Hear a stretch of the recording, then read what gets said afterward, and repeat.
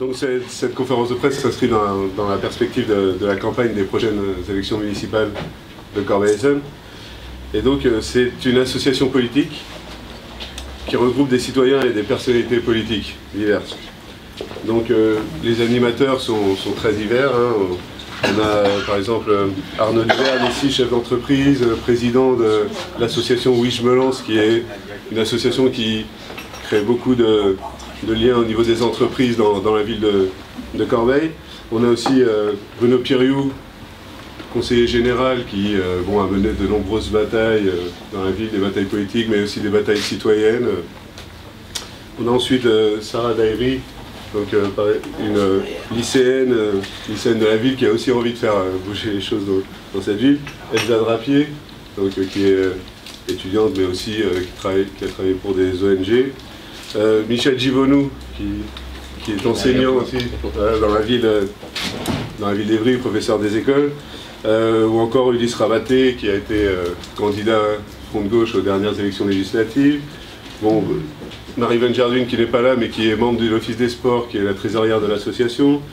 On a aussi Jean-Pierre Drapier, qui est le président de la Ville Ensemble. Donc voilà, on réunit un certain nombre de personnalités, un certain nombre aussi d'acteurs de la ville, de membres d'associations, et aussi, bien sûr, la majorité des citoyens qui ont envie de faire bouger les choses dans cette ville. C'est donc un appel que nous lançons à l'ensemble des Corbeil-Essonnois, aux membres des partis politiques,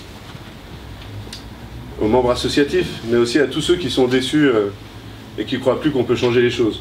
Le printemps, ça veut donner l'espoir aux citoyens pour qu'ils prennent part dans le mouvement, des espaces de solidarité, de dialogue, de réflexion et d'action dont ils sont privés par la municipalité actuelle. Il faut repenser la vie politique. Ça ne peut pas continuer comme ça. Et qu'on ne peut pas dire ça en disant qu'il faut que les autres se remettent en cause. Moi, je suis un homme politique, je fais que ça toute la journée, sans en être un professionnel, et j'ai un mandat d'élu à plein temps, depuis maintenant une quinzaine d'années.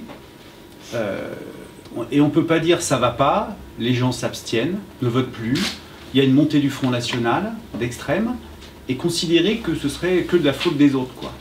Donc moi je me remets en cause, après avoir mené plusieurs campagnes municipales dans cette ville, dans ma façon d'être élu, ma façon d'être un citoyen engagé. Et que cette ville, elle plonge d'un point de vue du commerce, d'un point de vue du développement économique, du point de vue de la qualité du vivre ensemble.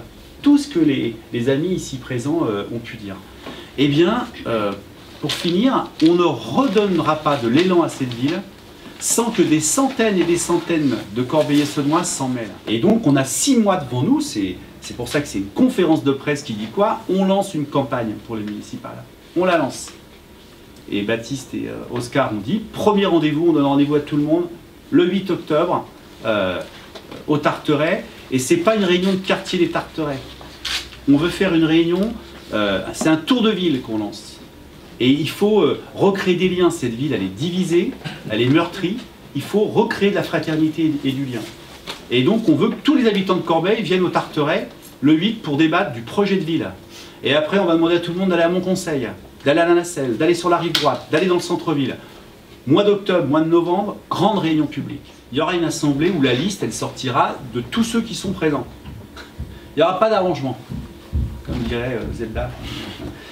Mais, et donc, je crois que ça, c'est une garantie de démocratie et de maîtriser cette aventure.